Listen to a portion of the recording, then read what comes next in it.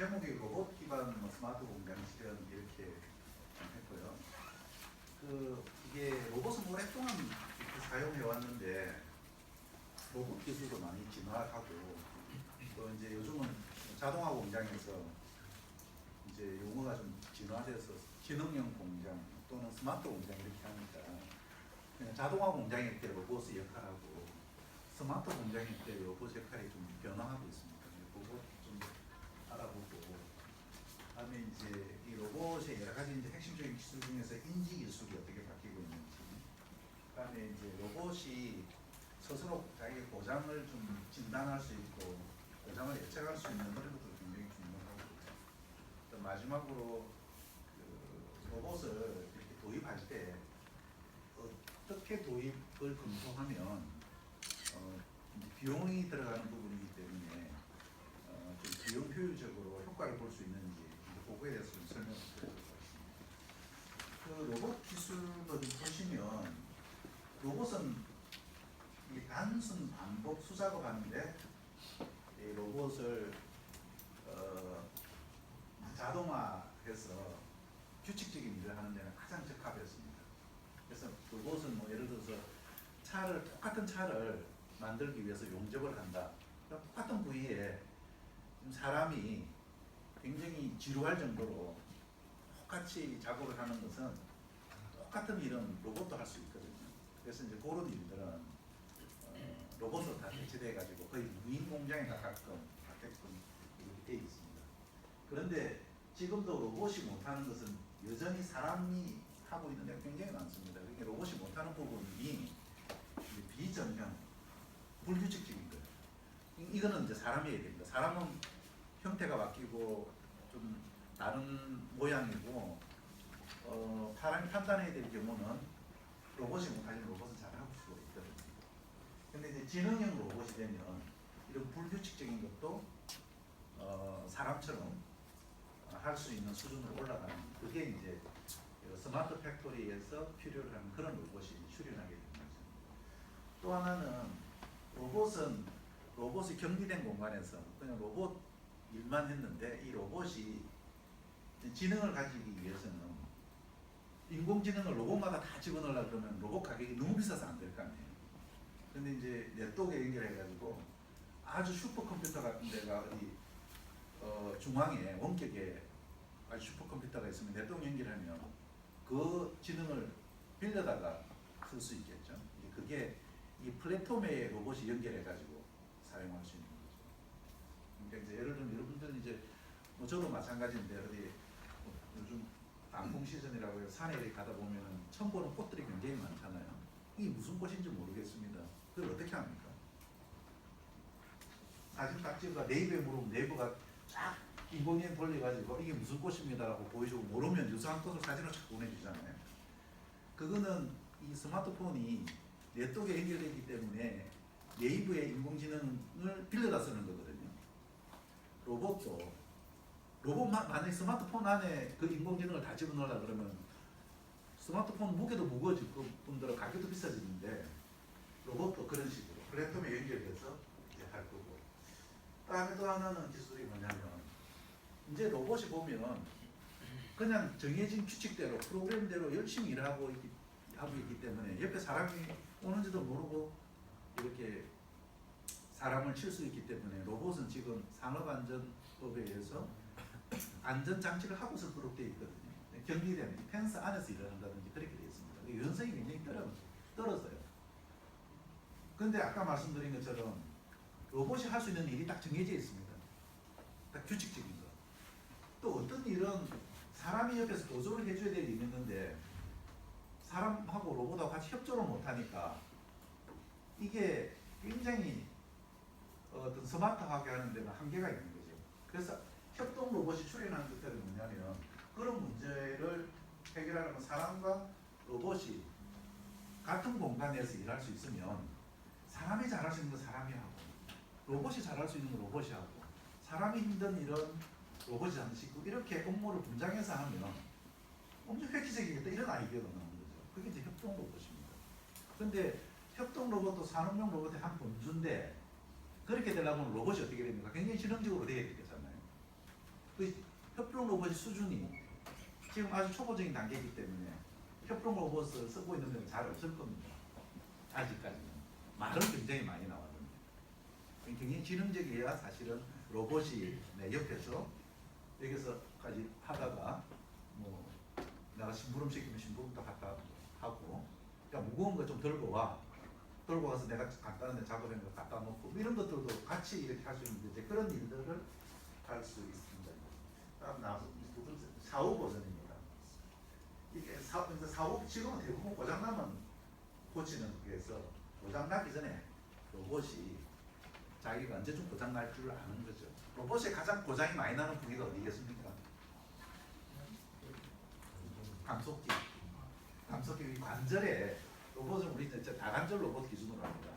다관절 로봇의 모터의 힘으로 움직이잖아요.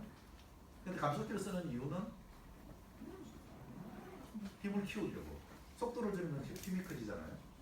근데 거기다가 이제 힘을 이렇게 키우려고 하다 보면 또 거기에다 토크 작용하다 보면, 그래서 전격 토크가 있습니다. 근데 그 토크대로만 하면은 수명이 뭐 3년 쓸 수 있는데 이 로봇 자세가 나쁘다든지 갑자기 무거운 무게를 보면 토크가 그렇게 되면 기계적인 충격이 가해지면 수명이 짧아질 수 있겠죠. 근데 이제 그런 걸 다 계산해가지고 야 이렇게 쓰면 감속기가 부러지는 시간이 3년이 아니라 2년 만에 부러진다는 걸 자기 스스로 계산해 알려줍니다. 우리 몸도 열심히 운동한 사람들은 뭐 관절이 나간다든지 뭐 이렇게 그 몸이 이상이 빨리 오잖아요. 잘못 썼거나 많이 쓴 사람들, 산에 열심히 다니는 사람들을 보면 나이 한 50대 갔어도 산에 못 올라가는 사람들도 많이 있습니다. 눈물을 너무 많이 썼어. 로봇도 마찬가지거든요. 네, 그런 것들이 이제 바뀌는 거다. 그러면 이제 우리가 이제 지능형 로봇을 이제 배워야 되는데, 국가에서도 우리 대구가 로봇 산업을 특화하는 우리 한국에서 대구 지역인데, 이제는 로봇 산업이 전 세계에서도 한국이 로봇을 앞서가기 위해서는 로봇도 지능형 로봇으로 우리 로봇이 올라가야 된다. 그래서 우리나라에는 지능형 로봇 보급 확산 사업법이 만들어져서 국가 정책적으로 키우고 있는 사업입니다. 그래서 어떤 인터넷 자료가 보면 범부처 지능형 로봇 확산 기술 개발사가 정부에서 이런 많은 예산을 들여가지고 이거 하는 사업이 있으면 그 중에 하나가 지능형 로봇인데, 먼저 말씀드렸던 그 지능형 로봇은 정의는 이렇게 하고 있습니다. 전통적인 자동화 로봇에서 벗어나서 외부 환경을 스스로 인식하고 스스로 상황을 판단해서 자율적으로 동작하는 로봇이 이렇게 될 거예요. 지금은 보통 이렇게 되는 로봇이 없어요. 이렇게 되도록 하는 거죠. 이렇게 하기 위해서는 핵심적 기술이 부품 기술, 센서 기술로 대한 제어 기술, 지능형, 인공시각, 인공청각, 인지 추론, 사람과 인터페이스하는 이런 기술들이 로봇의 접목이 되면 이제 인공지능형 로봇이 되는 거죠. 그래서 로봇 기술 중에서 가장 많이 쓰이고 있는 이 로봇을 도입하기 전에, 공장을 짓기 전에, 로봇이 무슨 작업 라인에 투입되기 전에 이 공장에 대해서 시뮬레이션하는 기술들이 이따가 이 방학 시간에 3D 시뮬레이션 모델링 하죠. 이제 그게 로봇 기술하고는 별도의 기술을 가지고 이 기술을 로봇 기술과 접목해서 로봇을 적용하는데 사전에 모델링 공장을 다 지어봅니다. 그래서 로봇 공장, 가상 공간 중에서 이런 공장을 지어 돌려보면 원하는 생산량과 원하는 어떤 간섭 없이 원하는 자재와 원하는 에너지를 해가지고 나오는지 안 나오는지 가상을 돌려보면 된다라고 할 때 공장의 크기나 공장의 규모나 설비의 숫자나 이렇게 도입을 하는 거죠. 그렇게 돼가지고 로봇을 돌려보면 이 로봇에 동작이 된다라고 하면 로봇 프로그램이 시뮬레이션의 결과에 로봇 프로그램 자동으로 생성되고요. 그럼 바로 로봇 돌아가가지고 로봇 프로그래밍 하는 시간이 절약되겠죠. 시간이 없기 때문에 이게 한번 사례를 한번 보겠습니다. 이게 이제 로봇을 이렇게 도입하고자 하면 이런 로봇을 가지고 자동화 하겠다라고 하면 이 3D 공간에서 이렇게 운전해보고 이렇게 작업이 되네. 원하는 제품을 생산할 수 있네라고 판단이 되면 실제 이 로봇을 해가지고 만들면 그 공장은 프로그램이 자동으로 생산돼가지고 그것을 해가지고 로봇을 만들어서 잘못 만들어서 수정하는 그런 비용을 줄일 수도 있고 시운전 시간도 줄일 수 있고. 두 번째는 이제 인지 기술입니다. 로봇이 가장 많이 쓰고 있는 분야 중에 하나가 용접하는 부분입니다. 용접은 사실은 열악한 환경이거든요. 우리나라가 기능올림픽 해가지고 항상 올림픽 금메달을 따는 게 용접하는 거거든요. 그 용접을 잘해서 조선산업이 세계 1위가 되거든요. 그렇잖아요. 다음에 용접을 잘해서 차의 차체 용접도 잘하고. 근데 그 용접을 할 때 사람이 용접에 대한 용접 부위를 예를 들어서 용접에 이 부분을 용접을 한다라고 하면 이거는 약간 3D 모델링 해가지고 이 용접 부위를 자기 위치를 다 봤습니다. 그런데 용접에 대한 이 부재가 놓인 위치는 이 위치에 딱 와야 되는데 조금씩 미세하게 틀어질 수도 있잖아요. 실제 부재가 왔을 때는. 그러면 요거를 보정을 하기 위해서 실제 내가 기억하고 있는 캐드 정보는 받았는데 실제 오차를 인식하기 위해서 이 터치 센싱을 합니다. 그래서 여기 찍어보고 여기 찍어보고 해서 실제 놓인 오차를 수정을 해가지고 용접 위치로 들어가면 정확하게 용접할 수 있는데 예를 들어서 뭐 10mm 아니 5mm 오차가 생기면 엉뚱한 데 용접을 하면 품질 불량이 나게 되는 거죠. 그래서 이 터치 센싱 기술을 이용해서 실제 내가 알고 있는 그 위치를 보정하는 데 활용이 되고 있다. 다음 아크 센싱입니다. 그래서 용접을 하게 되면 그래도 용접을 하다 보면 이 부분을 용접을 해야 되는데 근데 그 이제 인식을 가지고 가다 보면 실제 이 위치에서 용접을 하고 있는지를 용접을 하면서 피드백을 받아야 되잖아요. 그럼 사람은 뭐냐니까 사람 이렇게 뭐 보호대를 쓰고 이렇게 보면서 응급선을 안 벗어나려고 사람이 조정해 가는데 로봇은 아직까지 우리 그 카메라 기술로 해가지고 그걸 인정하기 힘드니까 요 아크 센싱 기능을 써서 요 벗어나는지를 요게 가까이 있으면은 여기 흐르는 전류값이 많고 또 끊어지면 전류가 떨어지거든요. 요걸 센싱해서 요 용접선을 이탈하지 않도록 해서 실시간 피드백 제어하면서 정확하게 용접할 수 있는 이런 기술도 좀 사용을 하고 있거든요. 실제 이제 자동차는 정해진 표준품을 계속 용접을 할 때는 쉽습니다.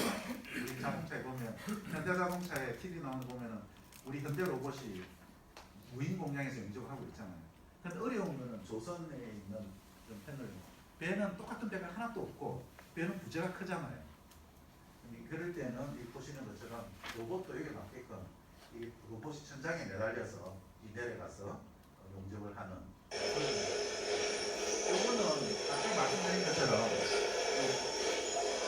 이건 미정형 물건을 처리하려고 하면 이 물건이 딱 정렬을 시켜놓고 정렬된 물건은 문이 없더라도 문이 참석이 때문에 문을 갖고도 집을 수 있잖아요. 그러니까 항상 보면 로봇이 사용되는 데는 이런 찌르들이 있어요. 불편하다. 그래서 그러면 이렇게 비정형으로 이렇게 불규칙하게 되어있는 것도 집을 수 있도록 시각 기능이 일어나면 이렇게 되어 있는 걸 로봇 장판을 이렇게 만들어줄 필요가 없습니다. 그래서 여기 보시면 이렇게 미정형으로 놓여 있는 것도 비전으로 딱 보고 어떤 모양이 어떤 형태로 놓여 있는지를 보고 로봇이 어떤 각도로 들어가서 집어야 될지 판단해서 딱 집어내는 겁니다. 그리고 이제 용접을 하고 나면 이제 방음 방진을 위해서 요 사이에 텀이 생기잖아요. 텀 같은 사이에 실링을 하게 되거든요. 방음 방전을 하게 돼요. 얼마만큼 텀이 생기는지를 보고 스캐닝을 한 다음에 이게 몇 전체를 끝나면 스캐닝을 한 다음에 그 사이에 실링 바람재를 탁 뿌려주면 많이 생기면서 많이 뿌려주거든요. 텀이 생기면서 이렇게 뿌려줘가지고 요건 지금 이렇게 스캐닝을 하고 있는 거예요. 스캐닝 한 다음에 일단 비전으로 스캐닝을 하고 그 다음에 보러내가 되겠고 요거는 이제 저희가 최근에 이제 개발했는데 요거는 이제 컨테이너 박스에 여기 냉동육입니다. 냉동육. 냉동육은 전부 거의 100% 지금 외국에서 이렇게 박스 단위로 이렇게 얼은 상태로 이렇게 수입을 해오거든요. 이게 파레트도 없이 이렇게 수입을 해오거든요. 요 냉동 컨테이너 안에 적게는 800개, 많게는 한 1200개 정도의 무게, 한 평균 한 25kg 되는 것을 실어오면 이거 사람이 붙어서 내리게 됩니다. 영하 한 10도 정도 되더라고요. 힘들겠죠. 여기 계신 젊은 분들 같은 경우에 하루에 일단 20만 원 준다 해도 하루 하고 다음날 안 나오는 경우가 거의 한 70%. 그 문제는 돈이 문제가 아니라 일을 하다가 안 돌아온다는 거죠. 그래서 이거를 로봇으로 좀 가져갈 수 있도록 해달라. 그래서 이거 로봇을 전 세계에서도 이렇게 쌓여있는 것이 이 컨테이너에 로봇이 들어가서 가져갈 수 있도록 하는 건 전 세계도 없는 거를 요게 로봇에 비전을 써가지고 이 박스가 어떻게 쌓여있고 그 인지한 다음에 어떤 박스부터 내려야 될지를 인지해가지고 요 로봇이 AGV를 타고 들어가서 로봇을 하역하는 것을 저희 개발해서 사람 대체하는 이런 로봇도 저희들이 개발해서 지금 하고 있고요. 아마 동영상 좀 보여드리면 되는데 지금 요게 보시면 요거는 이제 제가 한 달 전에 막 개발할 때 했던 거고 지금 오늘 버전 검수해가지고 납품한 버전은 요게 이제 요 컨베이어를 타고 내려오는 까지 이제 자동화를 개발하고 있는 거고요. 요거는 이제 이 5G, 그러니까 KT의 5G에 연결해서 해서 요 로봇하고 요 AGV가 자율주행 되죠. 그러면 5G 기술, 고속의 이 5세대 이동통신을 써야 되거든요. 그거 써가지고 이 위치, 두 번째 아까 정상 정보를 카메라 영상 정보를 받아가지고 어느 위치에 찍는 판단을 이 로봇마다 아까 앞부분에 있는 컨테이너 하이어하는 거는 머신 비전 기능을 인식하고 있는 기능을 자체 컴퓨터가 그것만 하는 컴퓨터가 있습니다. 그렇게 하는 방법도 있고 요게 있는 걸 5G로 연결해가지고 머신 비전 비전 딥러닝하고 판단하는 것은 5G로 원격에 보내가지고 이제 지령을 받는 이제 그런 형태로 해서 이송하는 이런 사례도 지금 개발하고 있는 단계입니다. 이게 이제 5G가 상용화되고 하면 아까 음성, 비전이 고속의 데이터를 받아 판단해 가려고 그러면 시간 지연이 1ms 정도 굉장히 고속으로 회실 시간을 받을 수 있게 이제 그 기술을 저희들이 KT랑 지금 테스트하고 있어요. 그래서 5G가 되면 세상은 우리가 상상하지 못한 변화가 온다. 자율주행, 아까 자율주행 차량 원격에 있는 이제 정보 처리, 인공지능 정보 처리를 받아서 내가 실시간으로 지금 5G가 하는 상태에서 내가 사진 딱 찍어가지고 갔다 오는데 한 1초 정도 걸립니까? 근데 이제 이런 거 쓰려고 그러면 1초 기다렸다가 동작은 못 하잖아요. 1ms 안에서 반응이 와야 사람이 느끼지 못할 정도로 이렇게 작업이 되는 거죠. 그 다음에 이제 요게 협동 로봇인데 협동 로봇은 이게 협동 로봇 안전에 대한 수준이 한 5가지 유형으로 합니다. 첫 번째 우리가 사람과 협동하는 방식은 완전히 격리해서 안전패스를 격리를 해가려고 하는 요 단계 대부분 산업용 로봇은 이렇게 쓰고 있습니다. 두 번째 유형은 요게 펜슬 쓰니까 가상 펜슬 씁니다. 뭐 라이트 커튼이나 이런 거 하면 고장과 고치로 뭐 자물쇠 열고 뭐 이런 할 필요 없겠죠.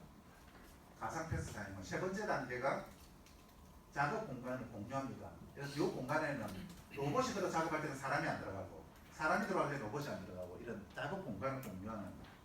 다음에 네 번째 단계는요.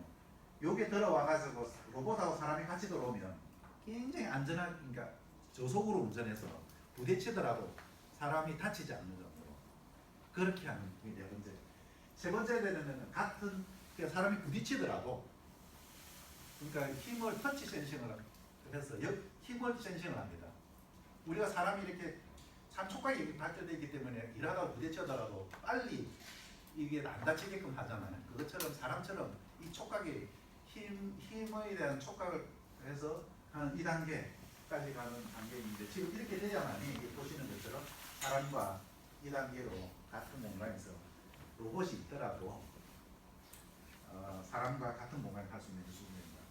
그래서 그거 하기 위한 기술들이 아까 뭐 조인트 센싱, 힘과 토크 센싱하는 기술, 그다음에 이 아까 스킨, 로봇 어떤 바디 자체의 피부로서 느낄 수 있는 센싱 기능, 그다음에 본원적인 어떤 안전 속도를 유지하는 것, 뭐 이런 것들이 모여서 협동로봇으로의 그 기술이 진화하고 있다고 보시면 됩니다. 다음에는 이제 이 로봇이 사용하면서 항상 고장이 납니다. 근데 라인에서 로봇이 갑자기 고장 나면 뭐 차를 만드는 공장에 한 라인에 로봇이 한 300개씩 들어가는데 그 중에 한 대라도 고장 나면 라인 전체가 쓰거든요. 그러면 뭐 1분에 한 대씩 만들고 하면 그 여기 엄청난 거니까 로봇을 사용하면서 이런 데이터를 다 받아서 로봇이 지금 상태가 어떤지 모니터링하고 고장을 진단해서 알려줍니다. 야, 이거 지금 감속기 교환하는 시간대 지금 어떻습니까? 이 감속기는 여기까지 나오는 거 보면 야, 이거 3년 된다 그러면 고장 안 나도 3년 되면 그냥 부품 교환합니다. 3년 때문에 교환을 할 거라면 어떤 때는 있는데도 부러지는 경우가 있어요. 갑자기. 이거는 아까 말씀하신 것처럼 데이터 기반으로 고장 진단해가 미리 알려줍니다. 아, 지금 이거는 고장 날 때까지 200시간 남았습니다. 100시간 남았습니다. 그럼 미리 고장을 알아서 그때 딱 타이밍이 되게끔 딱 교체하는 거죠. 우리 몸도 그렇게 되면 무조건 좋겠죠. 1년 뒤에 간에 암이 생긴 것 같습니다. 라고 하면 미리 그 부분에 대해서 생길 것 같은 그 부분에 대해서 어떤 조치를 취한다든지, 그렇게 아마 의학도 예방의학으로 가고 설비 기술을 발달하는 의학 발달하는 똑같은 개념입니다. 예방의학, 그다음에 우리 보존도 예측 보존 뭐 이런 방향이라든지 그렇게 하려 그러면